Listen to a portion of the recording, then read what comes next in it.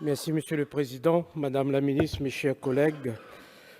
Je reprendrai en partie les arguments de ma camarade rapportrice Caroline Fiat, qui a su exposer avec clarté et intelligence les enjeux de ce budget. Ce budget de la mission santé est composé en très grande partie du budget consacré à l'aide médicale d'État ou AME. Cette AME est consacrée aux soins de santé pour les personnes étrangères en situation irrégulière en France. Aujourd'hui, cela représente un peu plus de 300 000 bénéficiaires, c'est très peu. Je vais le dire ici, la France qu'on aime est une France humaniste qui accueille, protège et accompagne toutes les personnes en détresse. Et cette aide médicale d'État participe à cela. Toute personne qui est sur notre sol mérite d'être traitée dignement. Cela s'appelle l'humain d'abord. Et d'être soignée si elle est malade. Les études le prouvent. Le recours à l'AME n'est pas un motif d'arrivée en France. Pire, ce sont des conditions d'accueil indignes qui rendent les gens malades.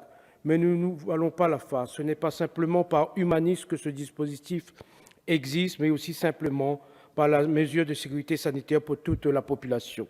En effet, mes chers collègues, aucun microbe ne fait de différence entre les personnes.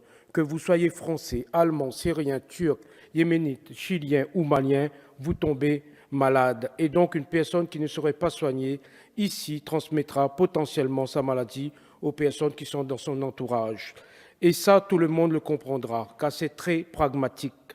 Donc, quoi qu'il arrive, de quelque façon qu'on soit le but de cette aide, elle est absolument nécessaire, parce que ce serait une faute morale de laisser une personne malade dans la difficulté, et parce que ce serait aussi une faute politique de laisser des malades se transmettre par pure vision comptable ou xénophobe. Et j'en viens alors à un point plus politique que technique, qui pourrait résoudre définitivement un débat puant qui revient chaque année sur la diminution ou la suppression de l'AME. En effet, cette prestation est dans un statut particulièrement étrange. Alors que l'ensemble des dépenses de santé sont prises en charge par la sécurité sociale, ici, il s'agit d'une ligne budgétaire de l'État. Et cela fait une différence fondamentale. Le droit à la santé, c'est le droit à vivre. Et nous avons créé la sécurité sociale pour que le droit à la santé soit protégé. Parce que ça ne doit pas être une ligne budgétaire comme une autre. Et donc que cela ne peut pas être confié à l'État, que cela ne peut pas souffrir d'un débat d'experts comptables et de petits boutiquiers pour savoir si on entre dans le budget, s'il faut faire des économies, etc. On ne cessera jamais de le rappeler. On ne peut pas imposer des économies lorsqu'on parle de santé des gens, des êtres humains. Et c'est bien là que le bât blesse.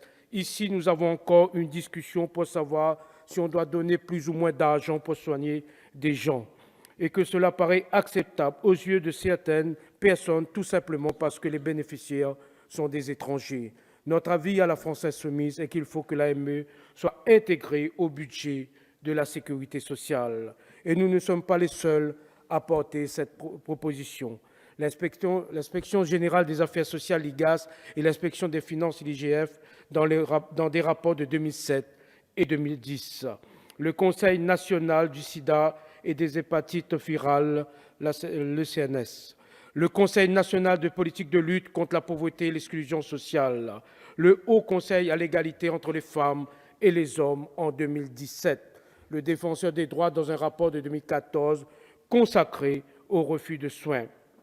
Et aujourd'hui, voilà que le gouvernement veut désormais revenir sur les droits prévus par l'AME, puisqu'il faudrait désormais que les personnes soient en situation irrégulière en France depuis 3 mois. 3 mois pendant lesquels les malades vont donc souffrir et connaître une aggravation importante de la situation, ce qui va au final coûter encore plus cher à soigner.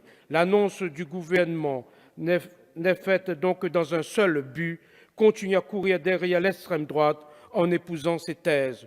Nous n'en voulons pas. Et pour cela, je ferai une citation du Mahatma Gandhi. En opposant la haine à la haine, on ne fait que la répandre en surface et en profondeur.